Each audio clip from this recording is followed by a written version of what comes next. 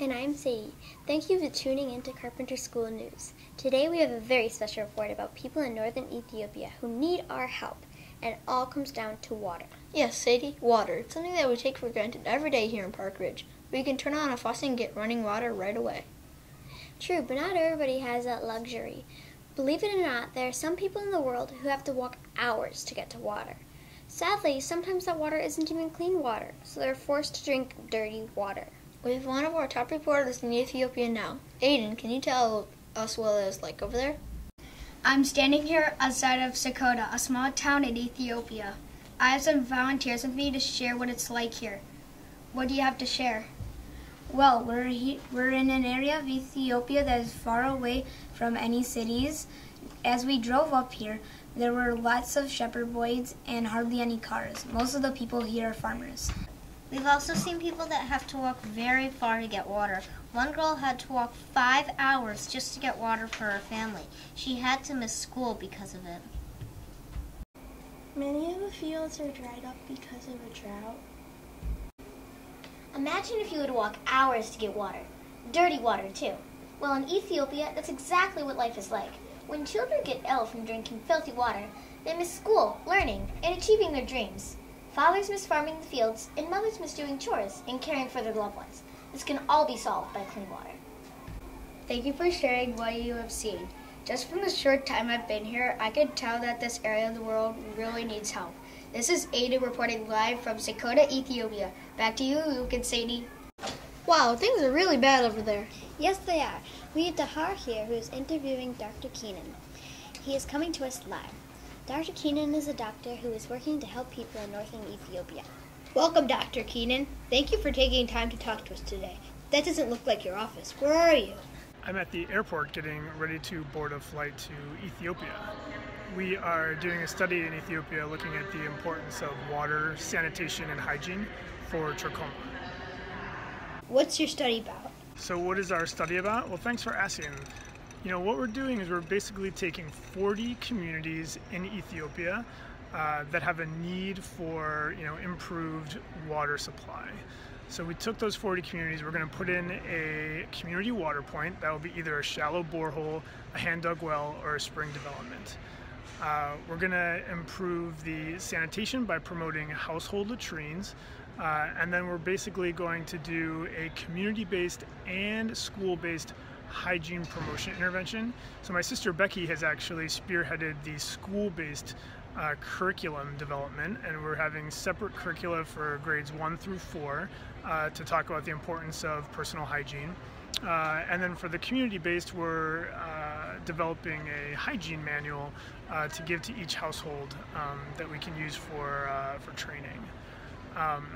The other thing that we're going to do is put in household wash stations. This means that we'll put in a jerry can, which is a sort of a yellow plastic container, and we'll put a little faucet on it. And this can hold water that people can use for cleaning purposes, for washing their face, for washing their hands. So we're going to do these wash stations as well. So our hope is that by sort of integrating this big intervention of water, sanitation, and hygiene all together, that will have a bigger impact on the communities and reduce trachoma this way. What is trachoma? Well, trachoma, it's the leading infectious cause of blindness in the world. And what happens is trachoma, it's caused by a bacteria that affects the eye, and it's spread mostly between children. And these children will have repeated infections growing up, and so many infections that they eventually get scarring of their conjunctiva. Their eyelids will turn inward and their eyelashes scrape against the front of their eye. Now that's really painful when that happens, but it's even worse than that because this will also cause corneal opacities, and the corneal opacities can cause blindness.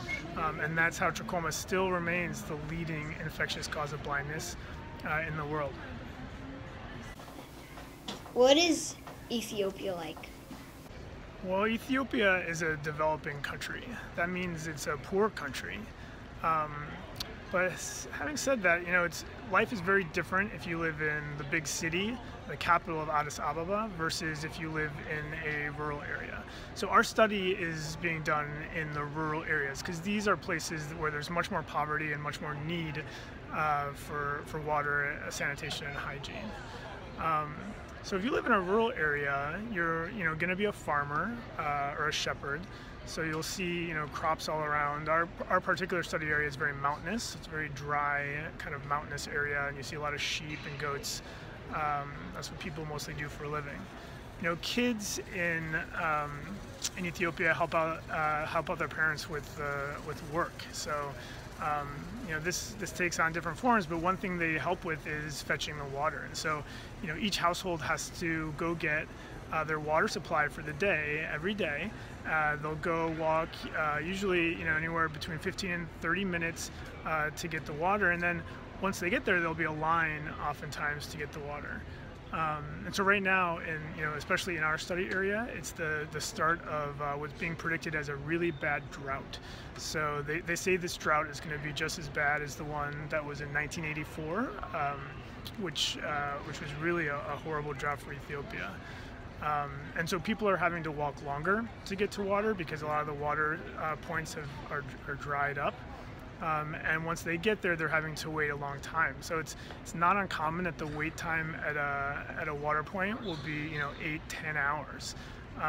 So people will sort of go put their jerry cans down, kind of hold their place in line, go back home, and then they have to walk back another half hour to go pick up the water once it's their turn to get the water. So it's really not as convenient as we have it here in the United States in terms of getting your water for the day.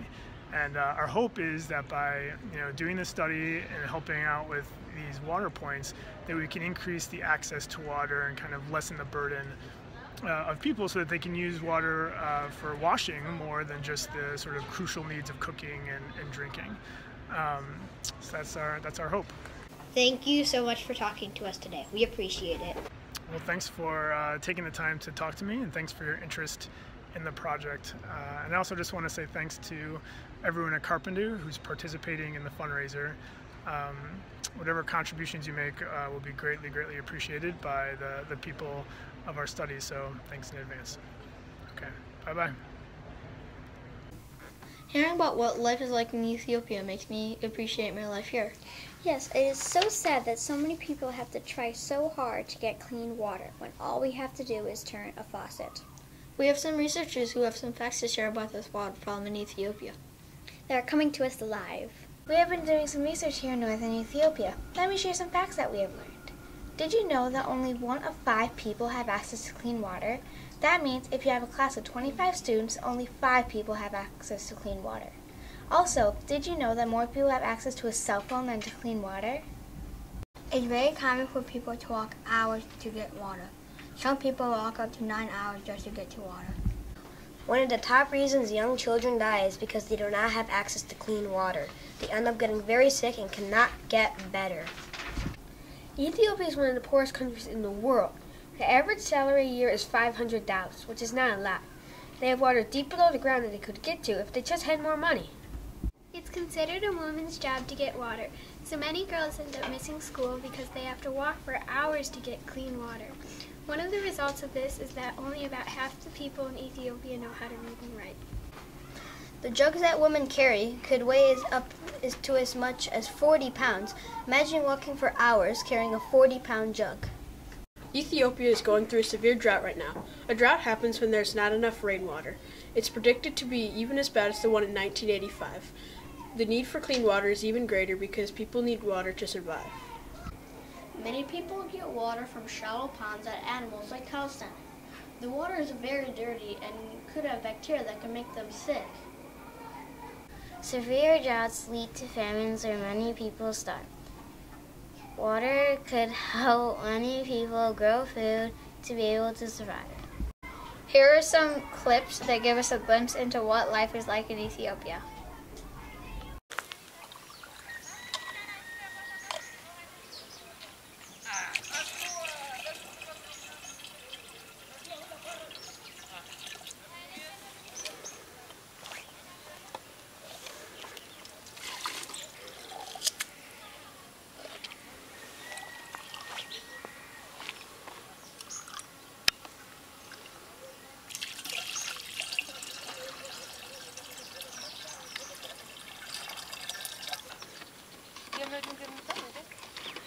አዎ 6 ይገባል ራሱ መሰረ ገና እኮ አልተገኘም ራሱ ግን እስከታቸው ጥልቀቱ እኮ ገና ራሱ ሞልቶ ነው ተባረኩ ያው በእውነት እቺን የሰራችሁ ሰዎች ጥሩ ናት ተጣጣበ ኦነሰ አዎ እሱስ ምላስ መቁረጥ ረምኑ ሰው መግደል የሰው መቀማት ነው እንጂ All this is sad to hear about, but the good news is that Carpenter School is going to try to do something about it.